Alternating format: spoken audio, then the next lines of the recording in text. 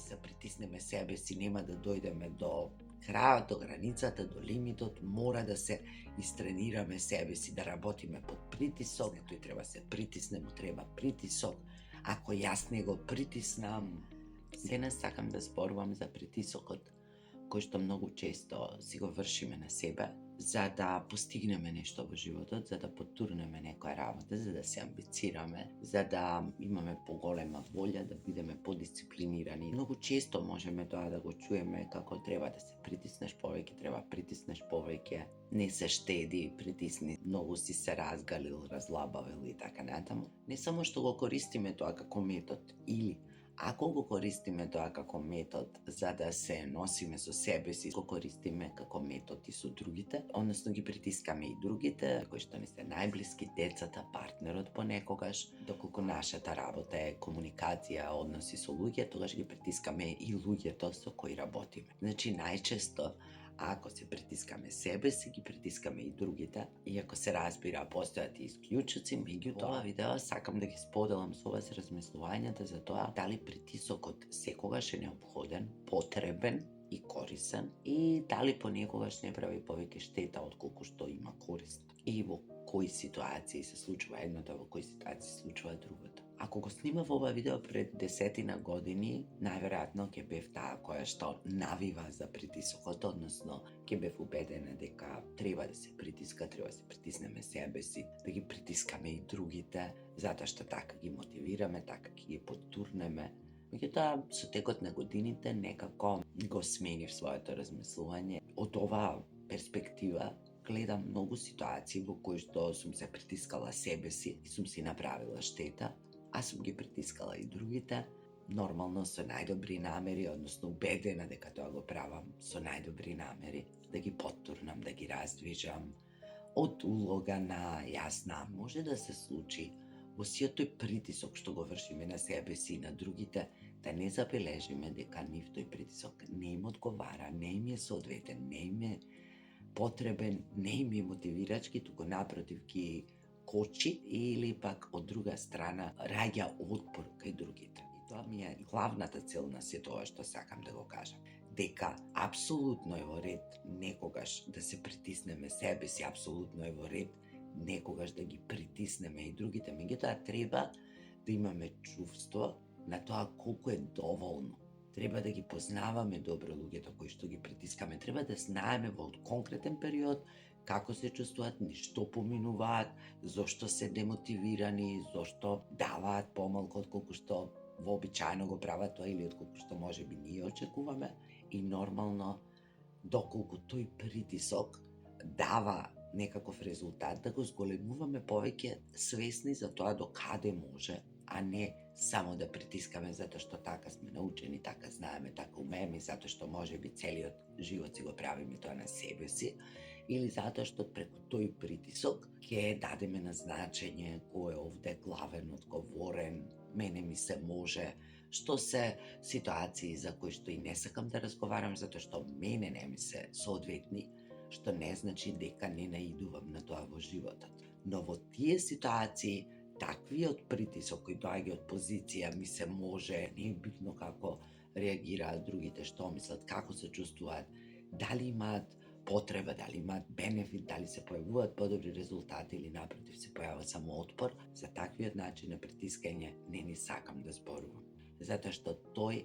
во 90% од ситуациите раѓа отпор. Или кај оние луѓе кои што не се баш свесни дека го чувствуваат тој отпор или не се склони да го покажат или не сакаат да покажат, тогаш се притискаат себе си дополнително внатре, чувствуваат гнев, разочарување, тага, а тоа сигурно не носи кон подобри резултати, кон постигнување на успеси, кон развивање на она што сакаме да го постигнеме, туку напротив води во некоја друга насока. Затоа нема ни да зборувам, затоа што тоа спаѓа во некои други домени. Таму се работи за некои други скриени интереси, страсти, потреби,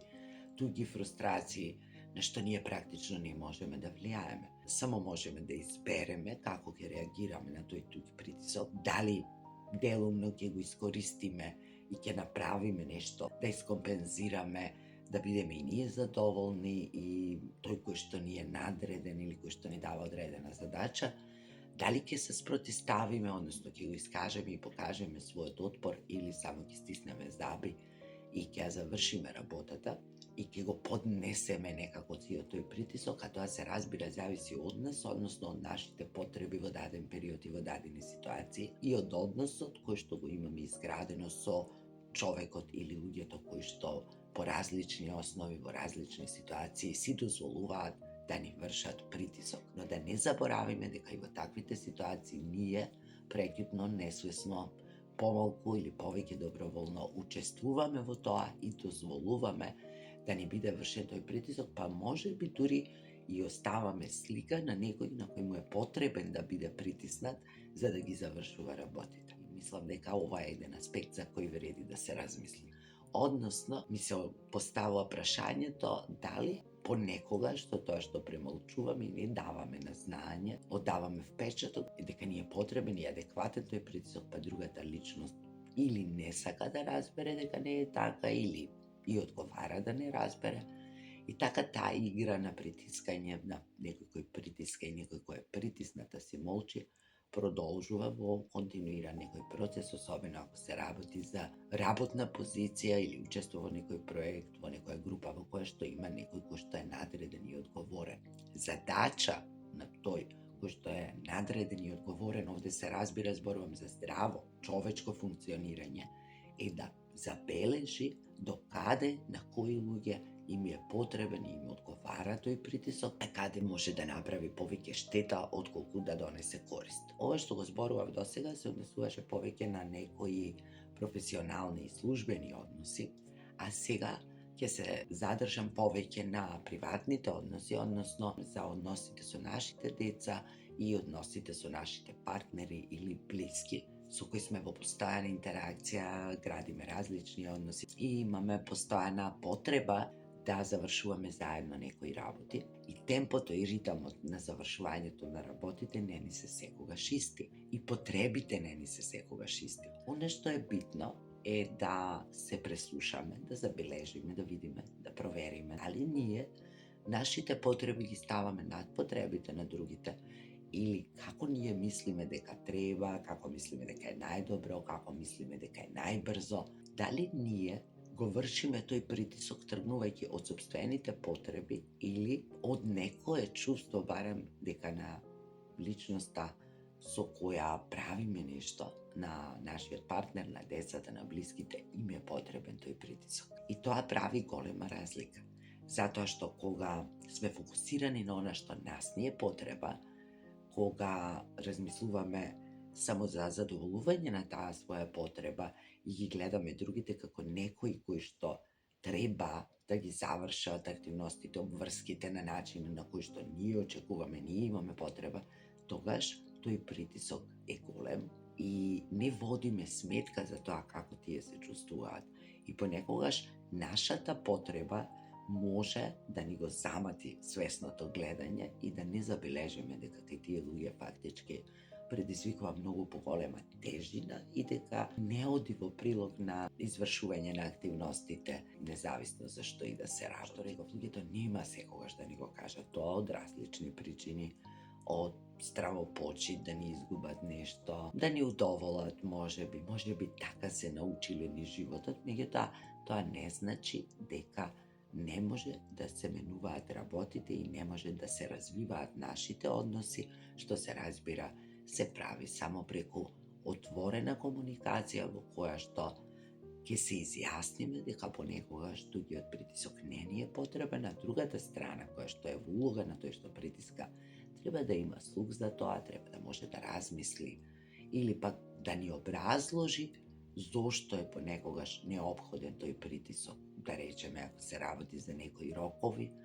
за нешто што мора да се заврши до одредено време, меѓутоа и тогаш, доколку не сме во состојба да го направиме тоа и не сме во состојба да го издржиме тој притисок и тој притисок повеќе ни создава отпор и гнев,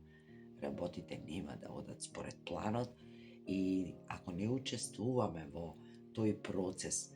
со желба, со љубов, со разбирање и покрај тоа што постои притисок и покрај тоа што постои отпор, тогаш нема да се заврши нити навремено, нити за задоволство на сите, односно секогаш ќе има некој кој ќе биде незадоволен, гневен,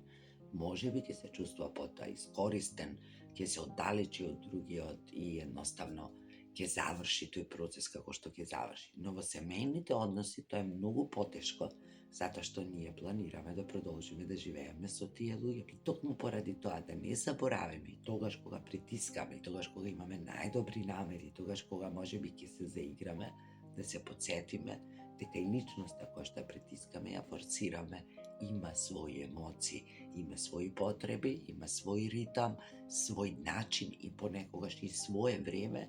за кое ќе ги завршува работите. Не зависи секогаш тоа од нас, од нешто од надвор, туку напротив, тоа е нешто што се случува во процесот на другата личност, независно дали се работи за нашето дете, за сопругот, сопругата и така натаму. И затоа сакам да не потсетам сите и себе си се разбира, да внимаваме со притисокот, да внимаваме кога, колку и до каде притискаме, и кога се притискаме себе си, кога притискаме блиски луѓе и кога го правиме тоа на луѓето со кои работиме професионално. Затоа што притисокот раѓа отпор, од притисок се пука, па може да испукаат односите и да направиме и да добиеме и да треба да се носиме со многу поголема штета, иако првично сме имале можеби цел, намера, желба да направиме нешто добро и да помогнеме некому со притисокот да го придвижиме и мотивираме. Но не им е на луѓето секогаш потребно тоа. Се разбира дека најздраво, најмудро, наједноставно е да ги прашаме дали премногу те притискам, дали ти е потребен овој притисок, дали те мотивира ова, или пак само те притиска непотребно. Дали ова што го барам од тебе, кај тебе раѓа отпор или желба да се заврши, дали тој отпор расте, како се чувствуваш ти во врска со тоа и така натаму. Меѓутоа, да си признаеме, не го правиме често тоа и еве ви уште еден предлог, дури и да не го правите, можеби би било убаво да пробате како ќе одговара тоа во односите во кои што ги градите, или барем да размислиме сите заедно во кои ситуации најмногу вршиме притисок. И дали тоа значи дека и себе си вршиме притисок и веруваме дека тој притисок е потребен, неопходен и секогаш врши работа. Јас искрено одамна не мислам така, иако свесна сум дека некогаш е потребно да се притисне за да се издржи одреден процес и да се заврши нешто на време, да се остават некои своји потреби или состојби да се одложат за понатаму, затоа што да речеме на нешто ќе му дадеме приоритет. Меѓутоа, тоа да не ни биде навика и со тоа да не функционираме константно, затоа што и притисокот кој се го вршиме на себе си ќе доведе понекогаш до конфликт и до отпор во себе, кон себе, а потоа тоа излегува гнев, лутина, разочарување, критики и така натаму, што сигурно не водат на некое топло, сигурно и безбедно место, туку напротив не враќаат назад и ни отвораат работа која што ќе треба да ја сработиме, да расчистуваме, да се објаснуваме со себе си, со другите, а некогаш тоа ќе доведе да ни биде потребно повеќе време, повеќе ресурси за она што сме мислели дека многу побрзо и поедноставно ќе го завршиме. Посакувам се најубаво, се гледаме со некоја тема во некое ново видео, а вие размислете, се разбира доколку тоа ви е потребно и доколку ова што го слушавте некако резонира со вас, размислете за тоа колку се притискате себе си и колку и дали ги притискате другите и дали може да направите нешто во поглед на тоа, се разбира доколку ова другово не ви врши работа. Ви посакувам се најубаво, погледнете некој од постарите видеа, приклучете се на каналот ако сакате, спратете го ова видео на некој ако мислите дека може да му помогне, а ние, како и секогаш, се гледаме во некое друго видео со некоја нова тема. До тогаш, се најубаво.